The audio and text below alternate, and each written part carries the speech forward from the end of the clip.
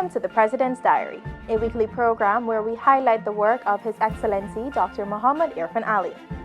President Ali on Sunday, March 7, expressed disappointment with the organizers and spectators at the T20 Softball competition for not following the national COVID-19 protocols.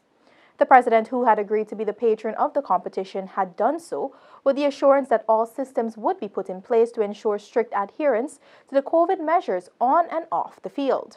President Ali appealed to spectators to wear their masks and to adhere to social distancing stipulations. I plead with you to please put on your mask and observe the protocols, the COVID-19 protocols. As your president, I love you. And I care about you. And I cannot be in an environment like this and see you expose yourself in this manner and allow you to do it. I'm going to say to the organizers, you have a responsibility. And if you can't take the responsibility seriously, then we have serious problems.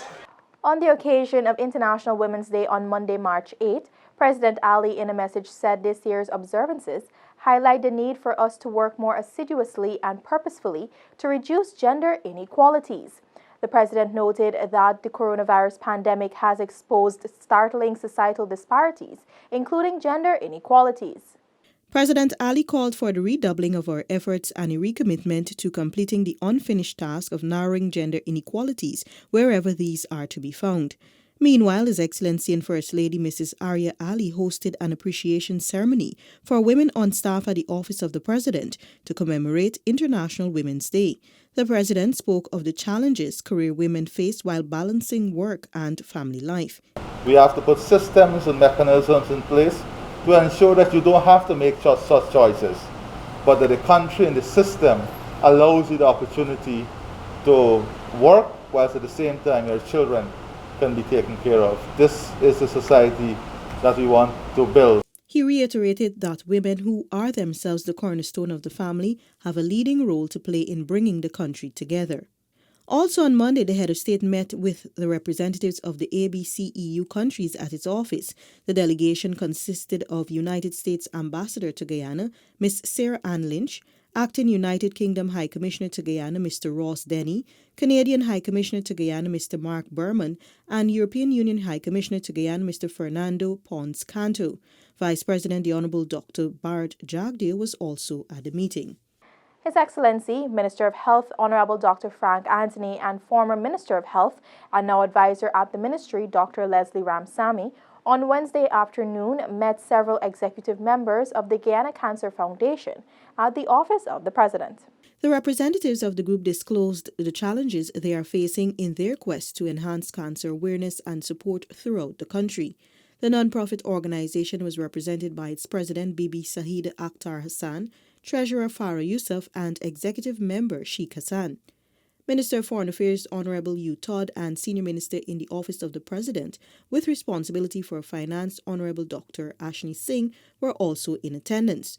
Registered in 2016, the foundation facilitates the raising of funds for cancer awareness and screenings for the underprivileged and uninsured. The foundation's main partners are the Central Islamic Association of Guyana, the Guyana Medical Relief, and the United States Embassy.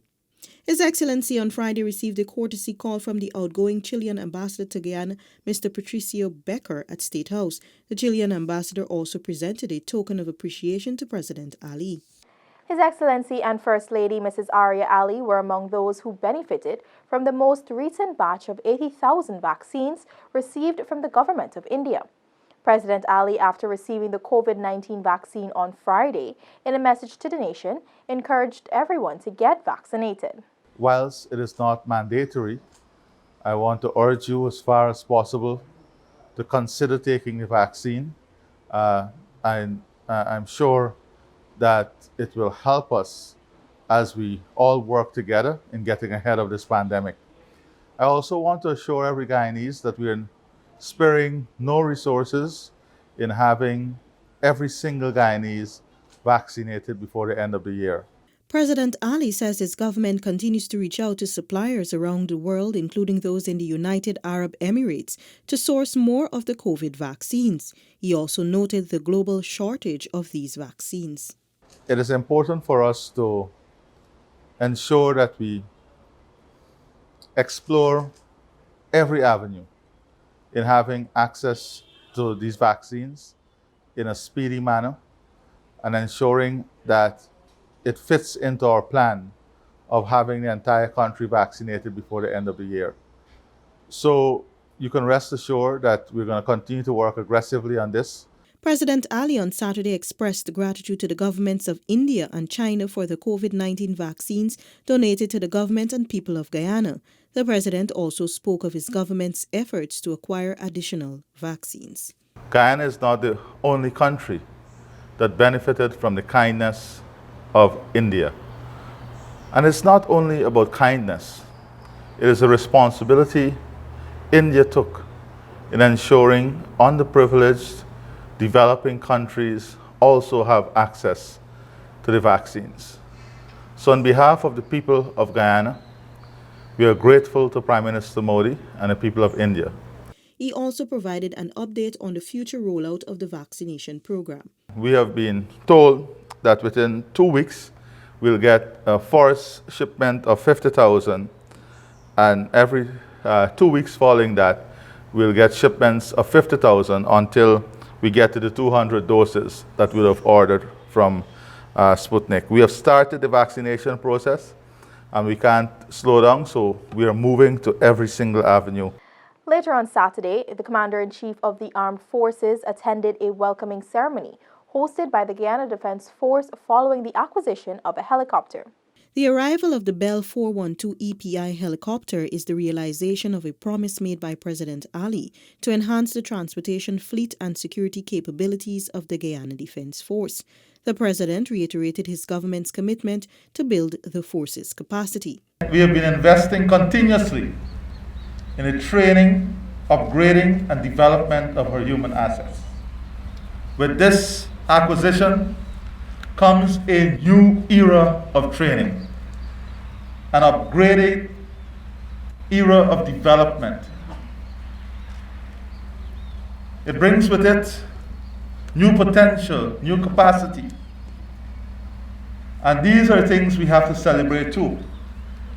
We have spent a lot of resources in upgrading our human resources to take care of these assets and to ensure that we move towards a modern pool of capital acquisition that will improve our efficiency. The Commander-in-Chief also pledged to upgrade the marine assets of the force's Coast Guard. This has been the President's Diary, where we took a look at His Excellency Dr. Mohamed Irfaan Ali's week of activities. Thanks for watching. Join us again next week.